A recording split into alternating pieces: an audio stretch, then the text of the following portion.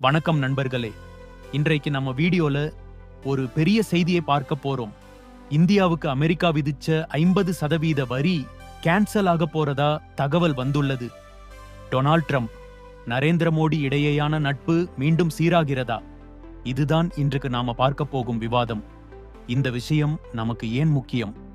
இந்தியாவின் பொருளாதாரம், வேலைவாய்ப்பு, ஏற்றுமதி, இறக்குமதி எல்லாத்துக்கும் தொடர்பு உள்ளது.